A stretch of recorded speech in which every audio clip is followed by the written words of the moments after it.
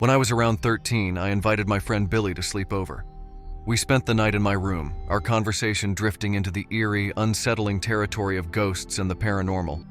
The kind of talk that makes the hair on your arms stand on end, even when you try to laugh it off. I was perched at the head of my bed, nestled against my pillows, with my friend sitting nearby. Next to me was a cube shelf unit I used as a bedside table. It held an old, heavy metal flashlight that I would secretly use to read adventure books late into the night when I was supposed to be asleep, an alarm clock that ticked with a steady rhythm, and a few worn paperbacks with yellowing pages. As we spoke, the room seemed to grow colder, and a deep, unsettling unease began to wrap around us, tightening like a vice. It wasn't the usual discomfort of a spooky story. It was something far more intense, something primal, urging us to leave immediately. Without exchanging a word, I swung my legs off the bed, my heart pounding in my chest, and stepped toward the hallway. But the moment my foot crossed the threshold, a violent crash shattered the heavy silence behind me. I spun around, my breath caught in my throat. The books that had been neatly stacked on the shelf were now scattered across the floor. The alarm clock had been ripped from its place. The ticking silenced as it hit the wall. But what truly made my blood run cold was the flashlight. It had somehow turned on and was now spinning through the air as if thrown by an unseen hand. It crashed down onto my pillow, the exact spot where I had been sitting just seconds before. The fear hit us like a physical force, a wave of pure terror that propelled us out of the room and down the stairs, screaming. My Aunt Shelley, who was staying with us at the time, heard our cries and rushed upstairs. When she found us, we were pale, trembling, unable to form coherent sentences. Seeing our state, she didn't ask questions. She just grabbed our hands and led us across the street to my neighbor's house, where my dad was. We clung to the safety of that brightly lit house, too frightened to even think about returning home until well past midnight. When we finally returned, the memory of what had happened still gripped us. We spent the rest of the night in the living room, Billy on the floor and me on the couch with all the lights on. We tried to convince ourselves it had all been in our heads, a trick of the mind amplified by our ghost stories. But deep down, we knew better.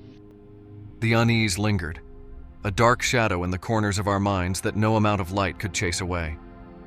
As the first light of dawn crept through the windows, the night's terror seemed to fade, just enough for us to finally drift off to sleep. Nothing like that had ever happened before or since. This isn't just a story. It's a series of unsettling events that my family and I experienced, leaving us to wonder what really occupied the spaces we once called home. It all began the day we moved out of our old house. My dad, a staunch non-believer in anything remotely supernatural, mentioned to my mom that he had seen a shadow move into my room. He said it gave him chills, but he only shared this with her, no one else. He never brought it up with the rest of us, perhaps not wanting to scare anyone or give weight to something he didn't truly believe in. A few years after we'd settled into our new home, my mom finally revealed the real reason she had pushed for us to leave the old house so quickly. She confessed that she had always felt uneasy there, a persistent sense of dread that something bad might happen if we stayed. I'd never sensed anything unusual myself, so her revelation took me by surprise. The story took a more chilling turn around 15 years later when my nephew, who was around 6 at the time, casually mentioned to my sister that he had never liked that house. He said it always made him feel scared, especially when he was alone. Then he recalled the day he and his dad went back to the house to pick up some leftover items. He described how, when he walked into my old room, he saw a shadow moving in the mirror on the wall, almost as if it were alive. No one had ever told him about what my dad had seen or the uneasy feelings my mom had harbored. Yet, here he was, recounting a similar experience. When my sister told me about my nephew's experience, it was like the pieces of a puzzle finally falling into place. We shared the story with our parents, and the realization that all these incidents were connected sent chills through all of us. How could these experiences, spanning years and involving different people, be mere coincidence? This left me with an unsettling question. What had been in my room all that time? I had never felt anything unusual in that house, so I was left wondering if I had simply been oblivious, or if whatever was there had chosen to reveal itself to everyone but me. As if that weren't enough, something similar happened to my husband and I many years later. We had our first home we moved into as a married couple. My friend Mary was looking for a new place to live and was staying with us until she found the right place. Not long after we settled in, I began experiencing sleep paralysis. Each time it happened, I would see an old woman with long white hair that did not have any facial features standing in the corner of my bedroom. Slowly, she would creep closer until she was hovering right over me, her presence terrifying. I'd never experienced sleep paralysis before, so I confided in my husband. He admitted that he had seen and experienced the exact same thing, but hadn't wanted to tell me for fear of scaring me even more. What was eerie was that he described the woman perfectly before I even gave him any details. Then, while we were away on a weekend getaway, my friend Mary asked if she could sleep in our bed since she only had a mattress on the floor. We didn't mind, so we said yes. When we returned, she was visibly shaken, saying she would never sleep in our room again. She told us that she had experienced the same terrifying vision of the old woman creeping toward her and that she had to keep the lights on all night. We had never mentioned our experiences to her, yet she described the woman exactly as we had seen her. That was the final straw. We sold that house as soon as we could. Looking back, it's hard to dismiss these events as mere coincidence.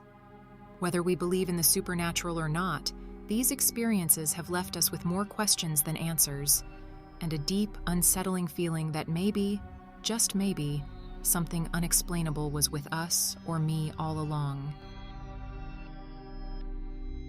I grew up in West Virginia during the 70s, surrounded by my 2 older brothers, 2 younger brothers, and 1 sister. Life was simple. Our small, secluded home was the setting for some truly terrifying experiences. My sister and I shared a bedroom. My bed was pushed up against a window, the only barrier between me and the vast, silent wilderness outside. One night, as we were drifting off to sleep, my sister suddenly shook me awake. Her eyes were wide with fear as she whispered that she heard something outside the window, right next to where I was lying. Groggy and disoriented, I listened, and my eyes widened. There was someone out there, fiddling with the screen, trying to get in. My sister, trembling, begged me to get up and wake our dad, but I was frozen, paralyzed by fear, unable to move.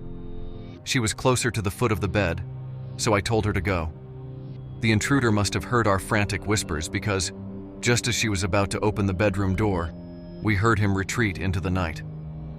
The next morning, the truth was staring us in the face. The screen had been pulled loose, just as we had feared. But that was only the beginning. One night, my older brother, who was around 15 at the time, went to bed as usual. In the dead of night, his terrified screams ripped through the house, waking us all.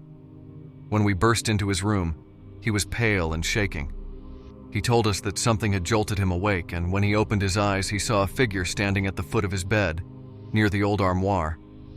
The man had a bag over his head, a faceless terror looming in the dark. My brother is in his 60s now, but he still swears by what he saw that night. After that, I could never set foot in that room without feeling a chill crawl up my spine. Even now, those memories grip me with a cold fear that I can't quite shake. The darkness of that place still haunts me. Thank you for watching. Your support helps us create more spine-chilling content. If you enjoy our content, please support the channel by liking, subscribing, and sharing with your friends. Don't forget to hit the notification bell so you never miss a new horror story.